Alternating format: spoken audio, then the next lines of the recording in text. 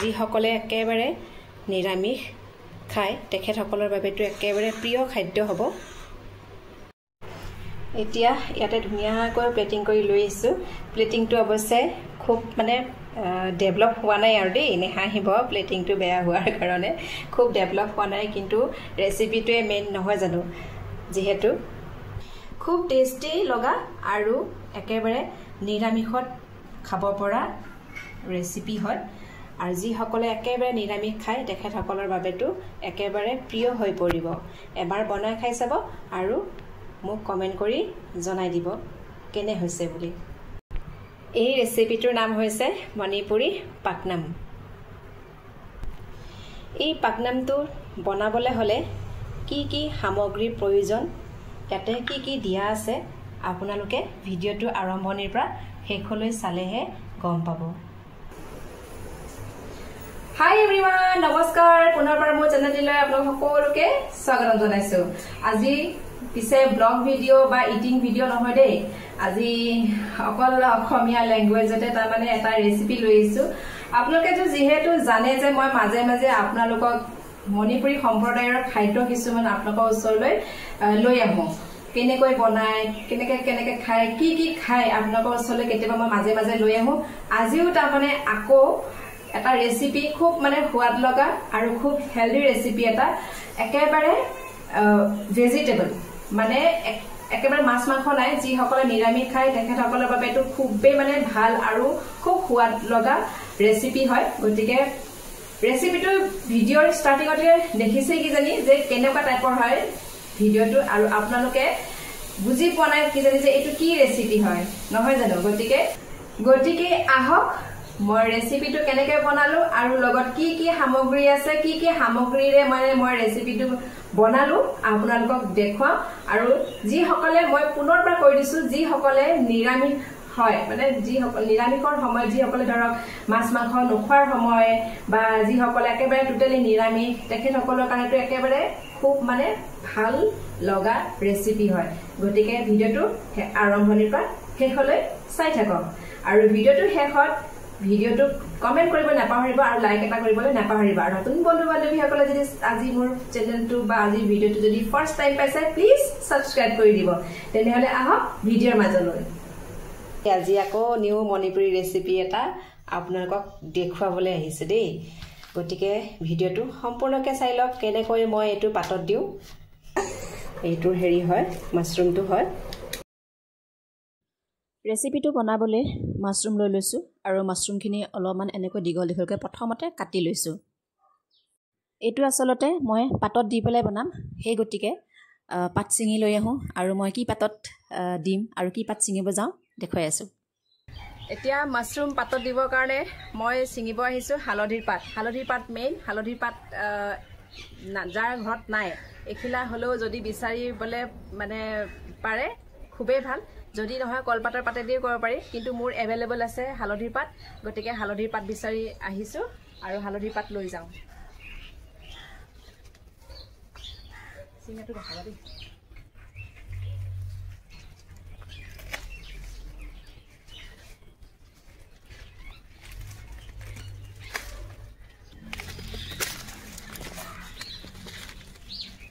ওপৰ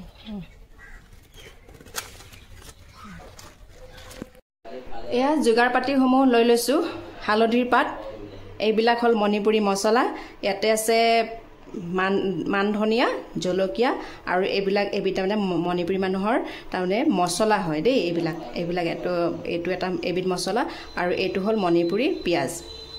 ধুই থোৱাই আছে, খালি কুটিলে হৈ গ'ল। আৰু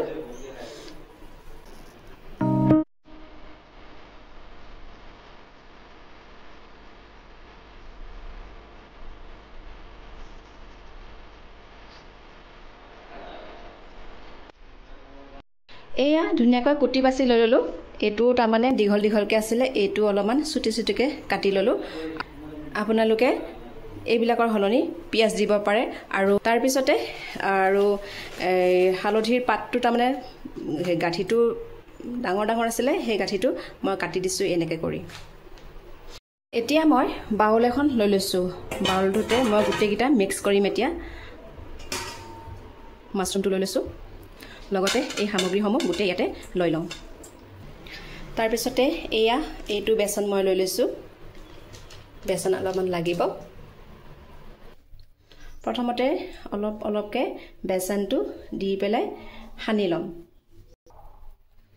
2 চামুচ দিলো এটো হল 3 চামুচ প্ৰথমতে এইবোৰ ধুনিয়াকৈ সানি লওঁ যদি শুকান হয় তেতিয়া হলে অলপমান পানী দিব পাৰে যদি শুকান লাগে তেতিয়া হলে অলপমান পানী দিব পাৰে আৰু মই কাঠফুলাটো যেতিয়া ধুইছিলো তেতিয়া অলৰেডি অলপমান পানী লাগিয়ে আছিল এতিয়া সোৱাদ অনুযায়ী নিমখ হালধি ৰেড চিলি পাউডাৰ আৰু মিঠাতেল 1 চামুচ বা 2 চামুচ জোখৰ এতিয়া আকৌ ধুনিয়াকৈ মিক্স কৰি লওঁ একেবাৰে যিমান পাৰে আপোনালোকে মঠি মিক্স কৰিব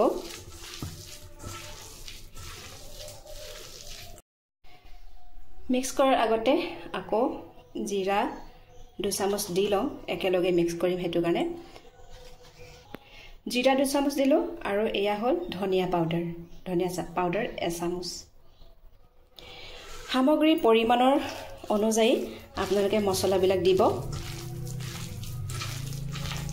আকৌ ধুনিয়াকৈ সানি লওঁ দেখিছেনে এক্সট্ৰাকৈ মই পানী ইয়াতে দিবলগীয়া হোৱাই নাই নিজে আপোনাকে এনেকৈ পানী ওলাই আহিছে মই আকৌ 1 চামুচ মান জোখৰ বেচন মই দি ললো চাহৰ চামুচ নহয় আকৌ ভাত খোৱা চামুচ যে থাকে হেতু হয় হেতু জোখৰে দিব মই আকৌ ধুনিয়াকৈ এইবোৰ মিক্স কৰি লওঁ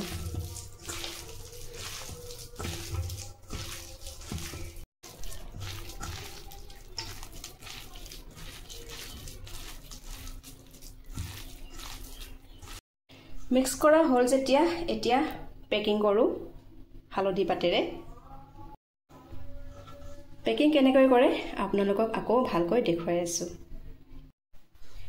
এতিয়া পেকিং কৰিবলৈ খুলি এই পাতবিলাক অলপ এনেকৈ মুছি লওঁ পানী লাগি আছে যে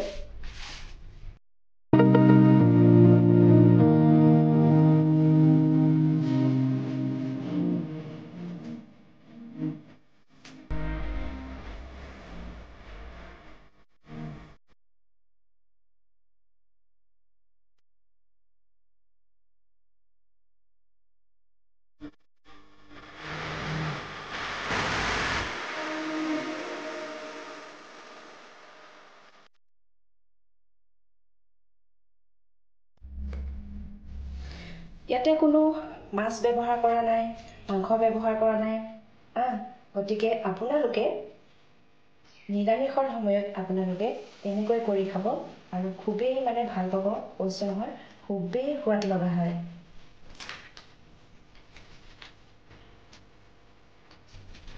নিৰামিষত আজি হল গণেশ চতুৰ্থী ভিডিঅ'টো হয়তো কেইদিনমানৰ পিছত পাব পাৰে আজি পিছে হল গণেশ চতুৰ্থী আজি হল আমাৰ নিৰামিষ গতিকে নিৰামিষত সোৱাদ লগা জুতি লগাকে আৰু অতি সহজতে বনাব পৰা এটা খুব উপকাৰী ৰেচিপি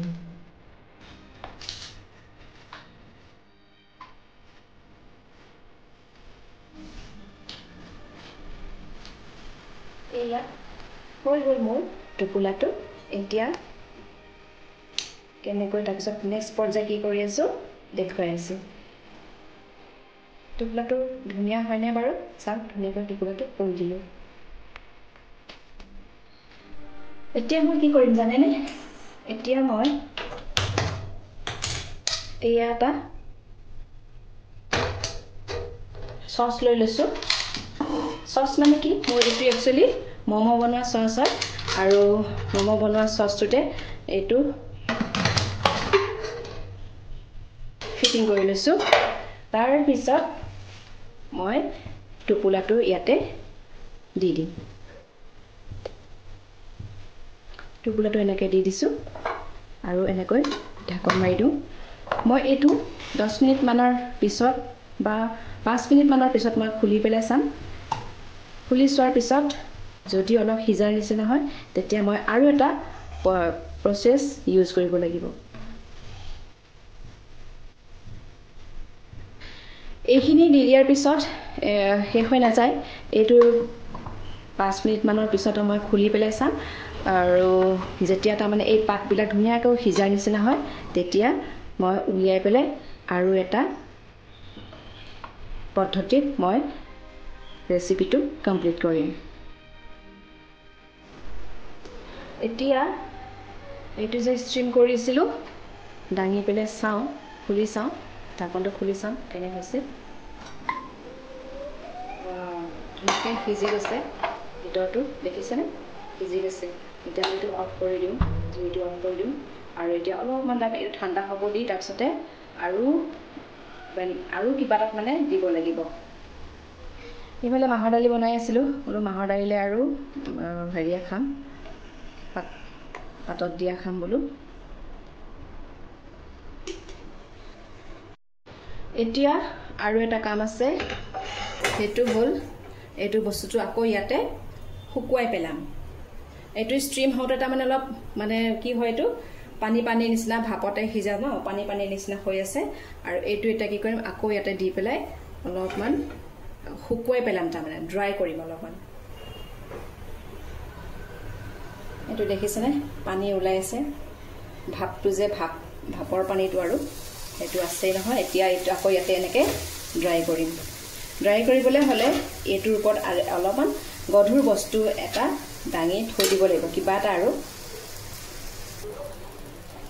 এইটো বস্তুটো এনেকৈ গধুৰ বস্তুটো এনেকৈ ওপৰতে দি দিম যাতে পানী ওলালেও তাৰমানে আকৌ নিগৰি তলৰ পিনে আহি যাব সেই বুলি মই এইটো দি দিছোঁ এতিয়া আকৌ অলপমান উলট পালট কৰিব লাগিব এই অলপমান উলট পালট কৰিম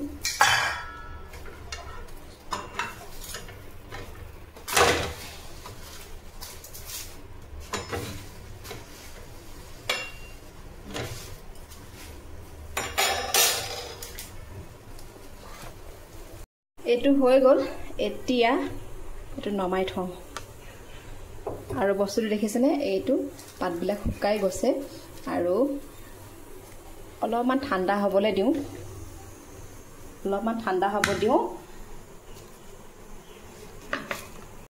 পাতবোৰ ধুনীয়াকৈ কৰকৰীয়া মুৰমুৰীয়া হৈ গৈছে আৰু এতিয়া এইটো উলিয়াই চাওঁ ভিতৰত কেনে হৈছে একেবাৰে পাতটো মুৰমুৰীয়া কৰি দিব যেতিয়া লাষ্ট হেৰি কৰিব টাৱাত যেতিয়া দিব একেবাৰে পাতটো মুৰমুৰীয়া কৰি দিব তেতিয়া তাৰমানে ভিতৰটো ধুনীয়াকৈ হ'ব আৰু এয়া ইমান ধুনীয়া গোন্ধ ওলাইছে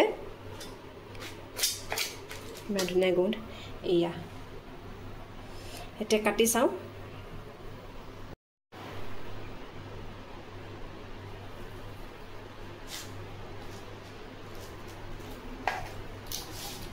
ধুনীয়াকৈ কাটি দিওঁ